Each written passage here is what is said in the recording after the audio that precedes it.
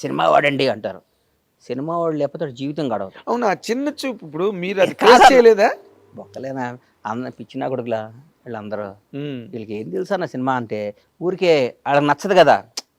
అది అందం ద్రాక్ష మన పళ్ళు వాళ్ళలో పిల్లలు. ఉంటారు కదా, ఎవడండి ఊరు వదిలిపెట్టి వెళ్ళిపోయి ఆ డబ్బు సంపాదించాడు, నేను అందుకనే ఊళ్ళోంచి వెళ్ళకుండా మనకి ఈ పొలం మన వ్యవసాయం మన కథ అంటుంటాడు. మీ గురించే. ఎవడినైనా మనిషి నైజం అది. వాడు అసంబద్ధుడు, వాడు అరుగు మీద కూర్చొని లింగి కట్టుకొని ఈనాడు పేపర్ చదివి ఒక సొట్ట కాల్చుకొని ఇంటికి వెళ్ళి అన్నం తిని పడుకొని వాడు అదే వాడి జీవితం. వాడు నువ్వు సాధించి హైదరాబాద్ వచ్చి ఒక 1000 కోట్లు సంపాదించి ఆ 1000 కోట్లు అందరికి దానం చేసి మళ్ళీ ఊరు పోయి రేగు మీద అరుగు మీద కూర్చొని మాట్లాడు. అంటే కాదు, ఈ మధ్య రోజుల్లో మన సినిమా పరిశ్రమకి సంబంధించి ఇప్పుడు ఎవడ సినిమా వాడిని ఎవరు విమర్శించలేదన్న నువ్వు. ఒకప్పుడు చేసేవాళ్ళు అట్లా, ఇప్పుడు సినిమా అంటలే. ఎందుకంటలేదంటే సినిమా అనే దాని స్టామినా, సినిమా పవర్ వాళ్ళకి అర్థమైపోయింది. ఎస్, దాని రేంజ్, సినిమా రేంజే మారిపోయింది. సినిమా రంగంలో ఉండటం అనేది పూర్వజనం సుకృతం నాగేంద్ర అన్న. అదే, అవును, దానిలో డౌట్ లేదు. అనుమానం నేను ఏమన్నా ఆల్మోస్ట్ 40 ఏళ్ళుగా ప్రయాణం చేస్తున్నాను పూర్వజనం ఇండస్ట్రీలో. సుకృతం అది.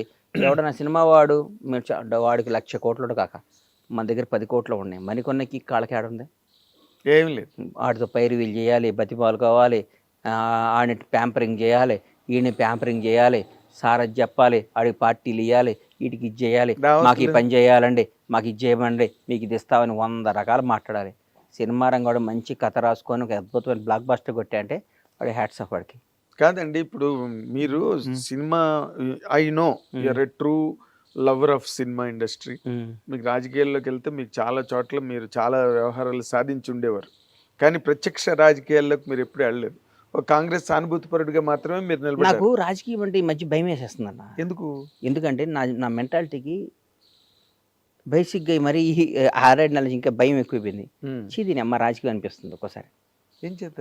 ఎందుకోసం అంటే అన్నయ్య, కరెక్ట్గా కష్టపడ్డాడు గుర్తింపు ఉండదో. ఇక్కడ రాజకీయాన్ని డబ్బు డామినేట్ చేస్తుందన్న. ఒకప్పుడు విలువలతో ఎట్లా అబ్బా వాడు పనిచేశాడు. ఒకరోజు నా ప్రత్యక్ష సాక్షి, నేను ప్రత్యక్ష సాక్షిని భలే గుర్తొచ్చింది నాకు. బొత్స సత్యనారాయణ గారు పిసిసి ప్రెసిడెంట్, నంబర్ 7 మినిస్టర్స్ క్వార్టర్స్లో కూర్చున్నాం. మహానుభావుడు సోమయాజులు గారిని గురుగారు చచ్చిపోయారు, రాజశేఖర రెడ్డి గారు ఫైనాన్షియల్ అడ్వైజర్. బొత్సన్న, నేను, సోమయాజులు గారు, వట్టి వసంత కుమారు ఎవరో అందరం కూర్చొని ఉన్నాం. కూర్చొని ఒక ఆయన ఉంటే ఒక రాజ్యసభ సీటు ఎవరికి ఇవ్వాలి అనుకుంటున్నాం. ఎవరికి ఇవ్వాలి అనుకుంటుంటే 4-5 పేర్లు వచ్చినాయి. పొద్దు వాడు ఆంధ్ర నుంచి ఆయనకి ఇచ్చాం, రాయలసీమ నుంచి ఆయనకి ఇచ్చాం, ఇక్కడ ఉన్నాను. ఎవరైనా ఈ తెలంగాణ ప్రాంతం నుంచి మంచి బీసీ వాడికి ఇవ్వాలంటే ఒక పెద్ద పేర్లు, ఆ డబ్బు నడిపేరు ఈ డబ్బు నడిపేరు వచ్చింది.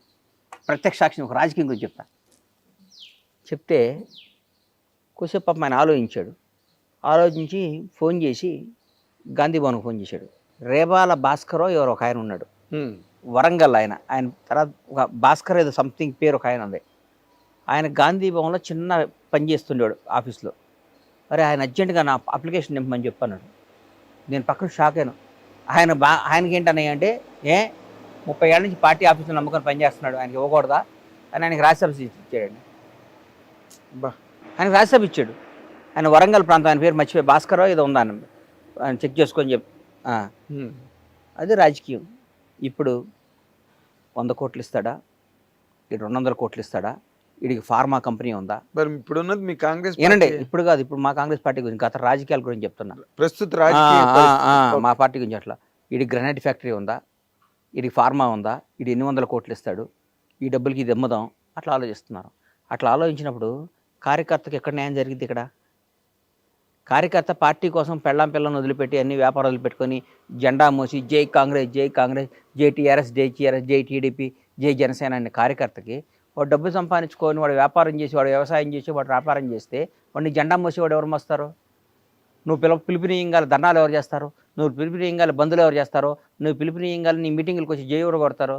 నీ జై కొట్టే అంటే వాడికి ఒక రోజు పోతుంది. వాడు సంవత్సరంలో ప్రతిపక్షంలో ఉన్నప్పుడు ఒక 50 రోజులు 60 రోజులు ఈ ధర్నాలు పనులు చేసి ఒక 50 రోజులు పండగలకు పోయి వాడు ఎక్కడ సంపాదిస్తాడు జీవితంలో? నిజమైన కార్యకర్త ఎక్కడ సంపాదిస్తాడు? చూడాలి కదా మనం.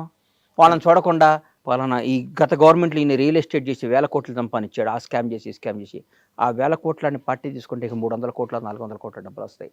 ఆ 400 కోట్లు మన పార్టీకి ఉపయోగపడతాయి అని ఆలోచించినప్పుడు రాజకీయం చేయడం ఎందుకన్నా? కరెక్ట్. నేనేం చెప్తున్నానంటే కార్యకర్తగా పుట్టడం తప్పు కాదు, మీరు కార్యకర్తగా చచ్చిపోవటం తప్పని చచ్చిపోవడం చెప్పి. అంతే కదన్నా. పాపం మన కార్యకర్తగానే ఉండాలా. నువ్వు ఏ ఎండగా గొడుగు బట్టి కాదు ఏ ఎండగా గొడుగు బట్టి ఎవరి దగ్గర వీలైతే అంతమంది దోసుకొని ఇవాళ ఈ పార్టీలో ఉండి రేపు ఇంకో పార్టీలో ఉండి ఎల్లుండి ఇంకో పార్టీ వస్తే నేను అంతకుముందు కాంగ్రెస్లో ఉండి తర్వాత టీఆర్ఎస్లోకి వచ్చి మళ్ళీ ఇవాళ కాంగ్రెస్లోకి వచ్చి రేపు మళ్ళీ ఇంకోసారి బీజేపీ వస్తే బీజేపీలోకి వెళ్ళిపోయి ఇంకోసారి ఇంకో పార్టీలోకి వెళ్ళిపోయేవాడిదే రాజ్యం. అవును, అదే ఇవాళ రాజ్యం అది. అంటే ఇప్పుడు ప్రస్తుతం నేను 7th క్లాస్ చదువుతున్నప్పుడు ముగిలిగిద్ద స్కూల్లో షాద్నగర్లో ఉన్నప్పుడు బయటకు వస్తే ఇందిరాగాంధీ చచ్చిపోయింది. ఆ రోజు నా గుండెలో పడిపోయింది, అయ్యో పాపం అమ్మని చంపేశారా అని. అప్పటి నుంచి నేను కాంగ్రెసే, ఉండకపోని అధికారంలో రాకపోని కాంగ్రెస్ అంటే ఇష్టం అని నాలాంటి అడిగి రాజకీయం పనికిరాదని ఫీల్ అవుతున్నాను నేను.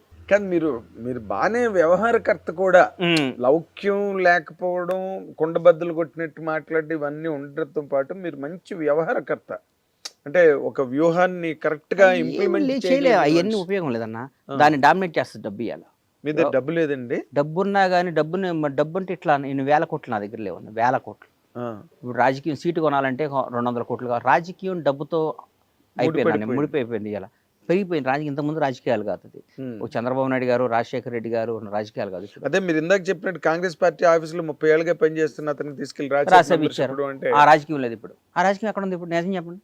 ఇప్పుడు లేదు, ఏ పార్టీలో ఉంది? ఏ పార్టీలో లేదు, ఏ రాష్ట్రంలోనూ కూడా లేదు. అంటే వాళ్ళని మనం తప్పుగా అనకూడదు.